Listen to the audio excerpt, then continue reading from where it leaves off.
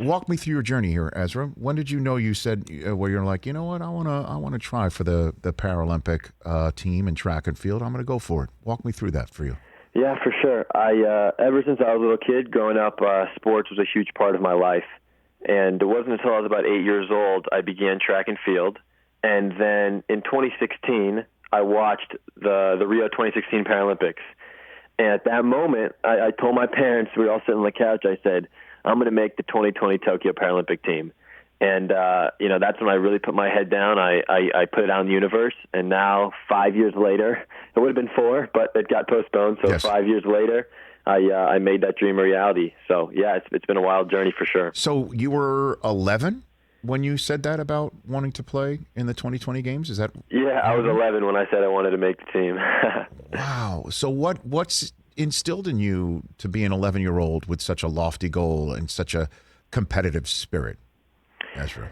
I love to compete, and I saw a dream that I knew I could make it happen. And it's one of those. It was one of those moments where you look back and you're like, that was it. That was where something took over me, where I knew it was like I was told, like, this is what you're meant to do. This is where the journey's meant to go. And so I watched those games. I was inspired heavily by all the competition, and I said I will be there one day. And then now, grateful for the journey, but 5 years later, I am there. What is congenital limb differences, Ezra, for those who may not know? What is that? Yeah, by a little bit of the medical background, I was born with a left leg that was curved in towards my waist, and I was born with one finger on my left hand.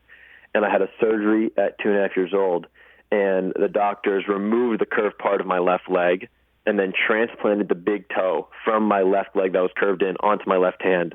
So I went from having one finger on my left hand to having two, so I could pick things up, hold things as a baby, and then now I got a stump at 2.5 years old that could fit into a prosthetic leg much easier. So those were the congenital limb differences that I had growing up, and the surgeries there. So then your sport is what, Ezra? What do you got for me, for those who may not know? Yeah, I played a lot of basketball growing up. Basketball was my favorite sport for a while, but right now I qualified in track and field. So track and field has been my main sport for the past 4 or 5 years. Ever since that moment in 2016, that's where track and field took over. I mean, unbelievable. What's your training regimen, Ezra? What is it? Yeah, the training's awesome. I mean, I love the work. Me and my coach say, we're the hardest workers out there. So now we're in summer. We're putting in 2 times a day at the track. We have a weightlifting session 3 to 4 times a week. We recover well. We train well.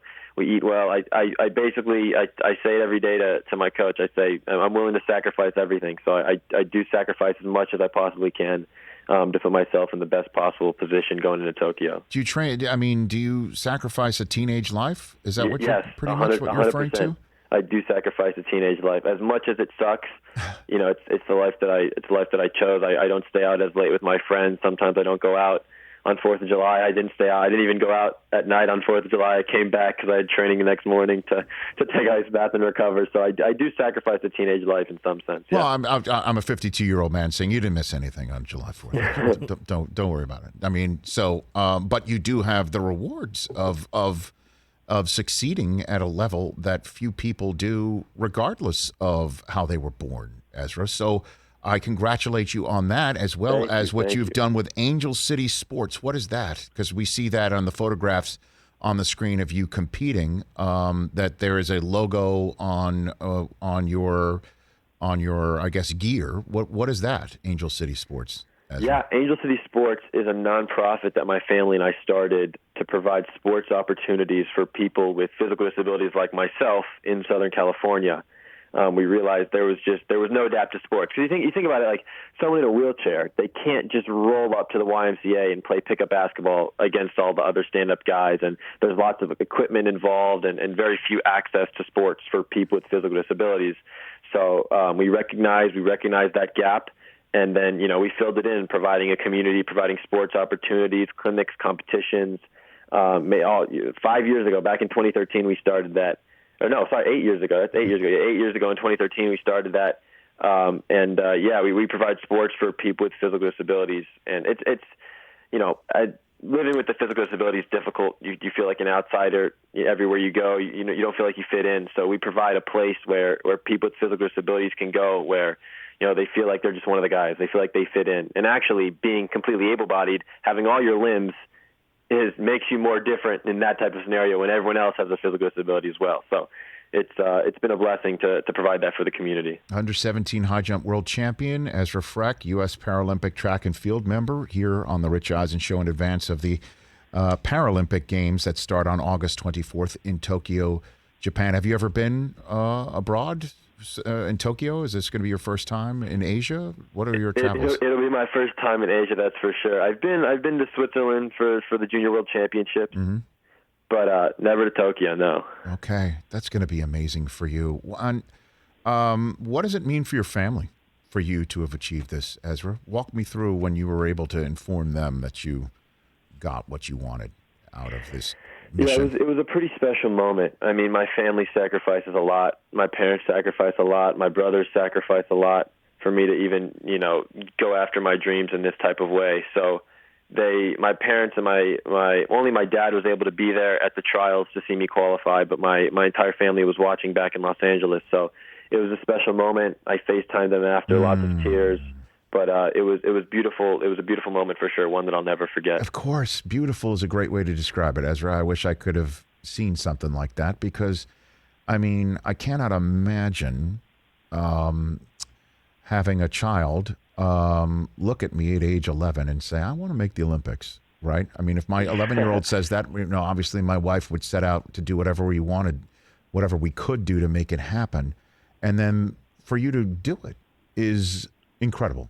I appreciate that. Thank you. It is such a rarity in this world to have somebody set out to do it. And it must have, like I said, I'm so thrilled for you and your family. So what about school? Are you looking at colleges right now, Ezra? Yeah, I'm looking at colleges. It's summer, so I'm trying to forget about school a little bit. Okay. No, I'm kidding. But no, I'm looking at college a little bit. I mean, I just graduated. I just got through sophomore year, so I have a few more years till I graduate. Okay. But yeah, taking it day by day. I'm just glad to be in summer and not have to do schoolwork and training and do it all together. Okay. And did I see your school on some of your shorts on some of these photographs right here, Ezra? Did I see you rocking is it Brentwood? Did I see? Yeah.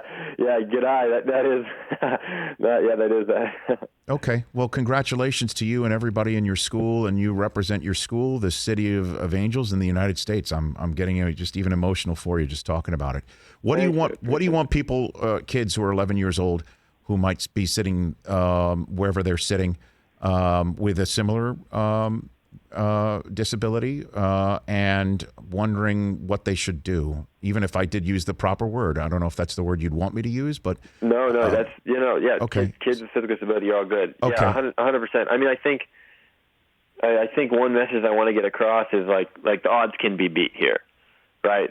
Likely the 11-year-old that told his parents that he was going to make the Tokyo 2020 team, the odds were not in my favor, and I was not expected to do that. It wasn't likely for me to accomplish something like that. Right, but when you set out to accomplish a goal and you give everything you have, the odds can be beat, and then anything is truly possible. And so for any kid living with a physical disability out there, who feels like an outsider, feels like they might not fit in, you will find your people. And if you set out to accomplish your goal and you give everything you have, the odds can be beat, just like I have, and I will continue to do so. So, it's when I feel blessed to be born in this time. And again, given this opportunity to make the U.S. team, this is all a dream for me. It's all a dream come true. So if I can make it happen, then anyone can. AngelCitySports.org is how people can get associated with your organization, correct? That's 100%, how people do it? Yes. Hey, you watched all the way to the end. Thanks for that. Watch more right here.